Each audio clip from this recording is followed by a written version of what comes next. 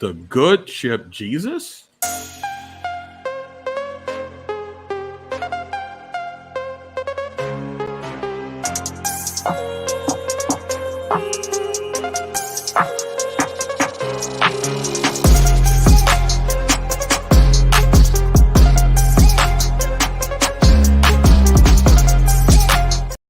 Yeah, what's going on, party people in the place to be? I go by the name of the BK Apologist, transmitting all the way live. New York is the city, Brooklyn is the borough. What's good? What's popping? Back at you one more again on this Labor Day weekend. Hope everybody's doing well. We gotta say what's up to the party people in the chat. We got the real American Mr. Phil Fox. We got Wawo from down under representing. And yeah, please, man, as always, like, share, and subscribe. Tell a friend to tell a friend. You boys trying to hit the 4K mark when it comes to those subs. Please, please, please help me get there.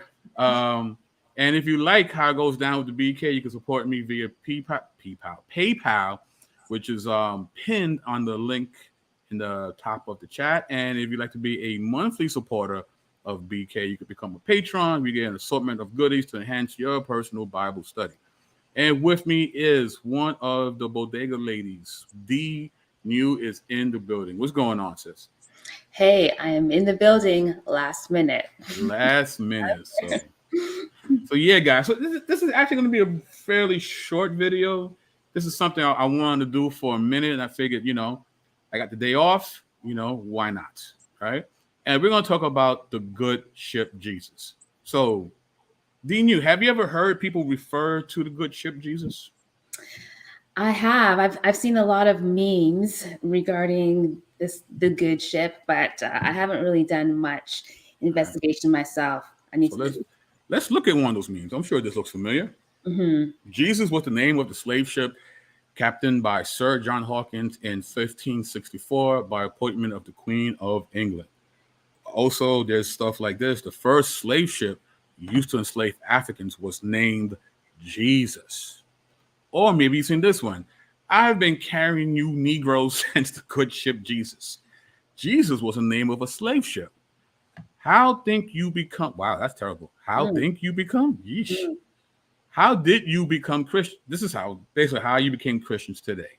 Mm-hmm. So, what is now?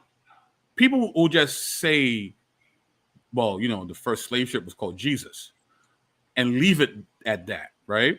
What do you think people are trying to infer when they make that statement? I mean, it all goes back to just a hatred of and the demonization of Christianity, right? That somehow Jesus, the historical Jesus, the Jesus of the Bible is responsible for transporting humans from one side of the world to another. Right. And what makes this interesting is that, and it's kind of ingenious in a sense, because they allow you to formulate the argument in your own brain as opposed of them declaring the argument to you. So by you making up the argument in your own brain, it resonates a little bit more. Mm-hmm. Right? Mm-hmm. So what we're going to do is we're going to talk about a couple of things about this meme, right? And one of the first things we're going to talk about is, actually the dates. So, Dean, if you could read this for us, please. Sure. In 1567, when he was about 35 years old, Ingram hired on as a seaman with Sir John Hawkins, who was outfitting a fleet of 4 ships he owned with his brother. To these ships were added 2 aging hulks belonging to the Queen, Minion and Jesus of Lubeck, the latter an especially decrepit vessel bought second-handed by Henry VIII. One of Hawkins' smaller ships, Judith, was commanded by a young firebrand relative of his named Francis Drake. Right, and this is from The First Frontier, The Forgotten History of Struggle, Savagery, and Endurance in Early America by Scott Whitensall. So this ship, Jesus of Lubeck, is commissioned around 1567, right? So this is from time.com. Maybe you could read this for us, sis. The people who came in August 1619 have been described as the first Africans to set foot on the North American continent, but that is incorrect. In 1565, for example, the Spanish brought enslaved Africans to present-day St. Augustine, Florida. Right. So technically, the good ship Jesus wasn't the first slave ship to bring Africans to America. The Spaniards actually beat the English by about a good 2 years, right? Mm. Nothing to brag about, still an atrocious thing. But, you know, if we're going to be accurate, let's be accurate, right? It wasn't the first slave ship that brought forth Africans to America. The Spaniards did it first. So that's one, okay?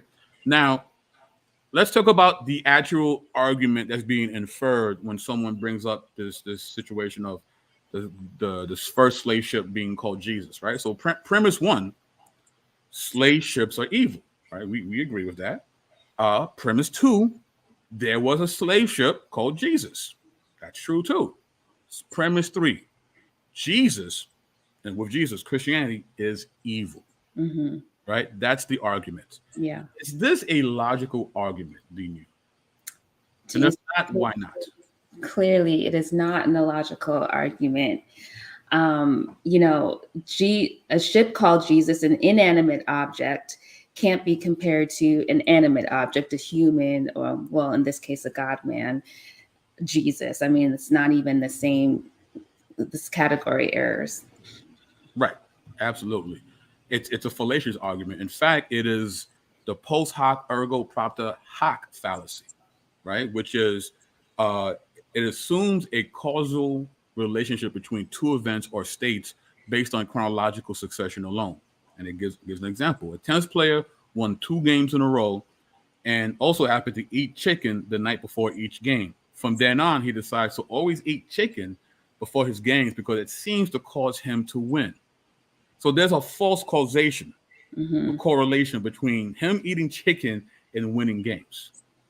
And again, this is the problem with this argument. It's a false correlation that somehow putting Jesus' name on a ship equates to Jesus, and the following the teachings of Jesus somehow is evil because of that. Mm-hmm. It's fallacious, right? Yeah.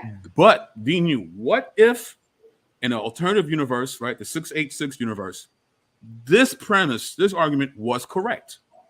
Let's say, for example, that if you put a name on a slave ship, that name and or concept automatically becomes evil. Let's say that's true, right? Mm-hmm. So let's do a thought experiment, and let's see what happens if we swap out the name for something else. So here's a primary document. It's called the Muster Roll from 1750 to 1751 from the Society of Merchant Venturers Archive. This is Muster Roll number 20. This is a list of slave ships that were used. Okay, the various names and how many slaves they had in various places. Right, these guys kept copious records of what they did because, again, this was a business. Mm-hmm. Right. Yeah. So we're gonna zero in on this part of the list. You might not be able to make heads or tails of some of the script writing, so I'm gonna give you a more closer look. So we have 2 names here, and maybe this is a little too blurry, so I lined it up for you a little bit. So here we are. So who we have in number 22, D?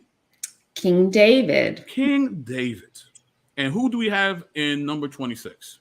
Africa. All right, so let's go by this argument. Slave ships are evil. Premise 1. Premise 2. A name of a slave ship is called King David. Therefore, premise 3, King David and Israel is evil. Right? Let's do another one. Let's do number 26, right? Slave ships are evil. There's a slave ship called Africa. Premise 3, therefore, Africa, all of Africa, is evil. I think the fallaciousness is continuing. Right? So even if you want to actually go with the argument, I'm going to need you to keep that same energy now. So to my Hebrew friends, we can't use this argument anymore, can we? Because if Jesus is evil, well, then King David is also evil. We got to throw King David out.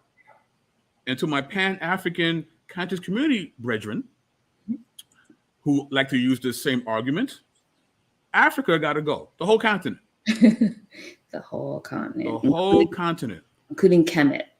Including Kemet, which is part of the continent. Exactly. Mm-hmm.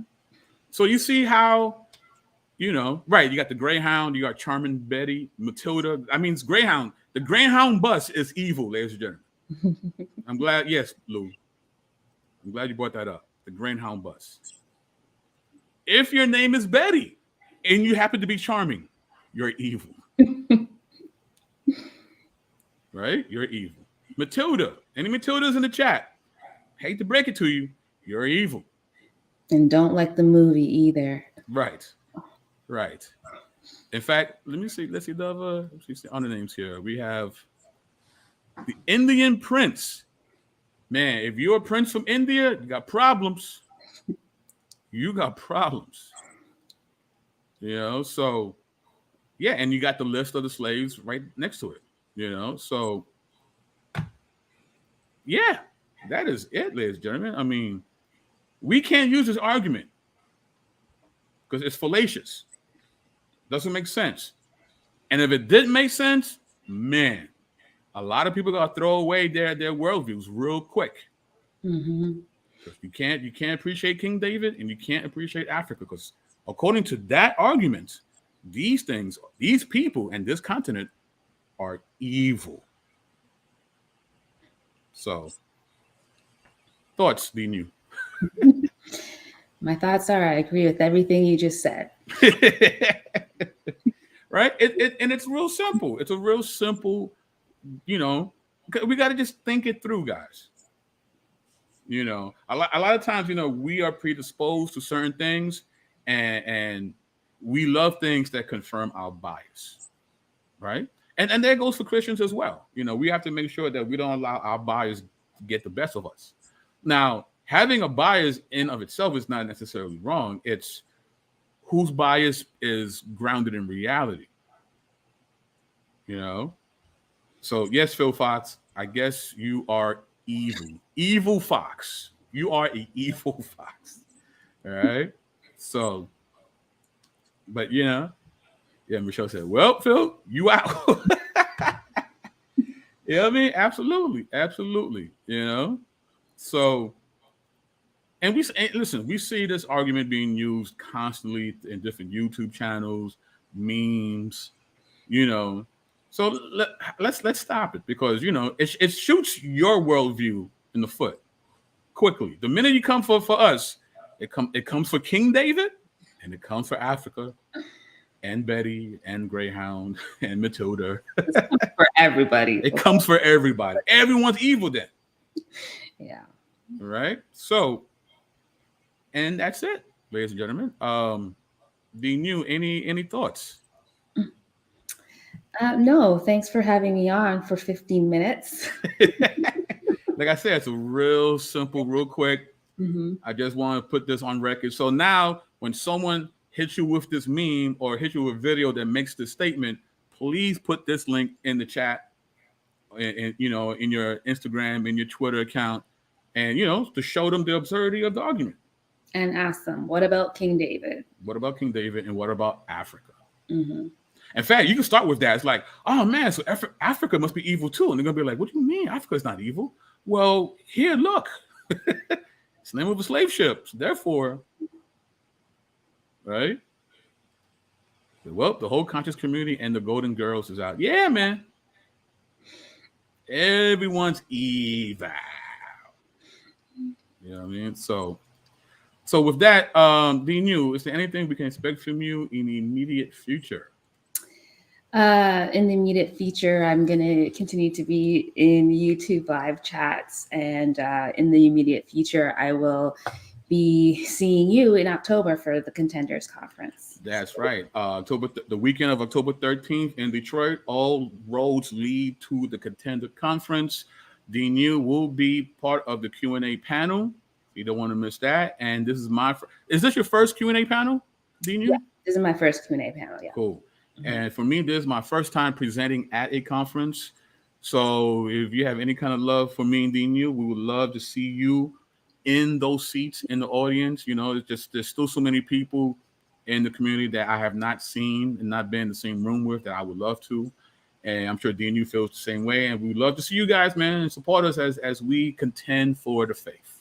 BK, you better make sure that they're equipped to handle all of your slides. Did you make sure that that's in place? Yeah, I'm working on that right now. There's a lot of stuff I'm trying to whittle down and try to. I need to rent another facility to house your slides.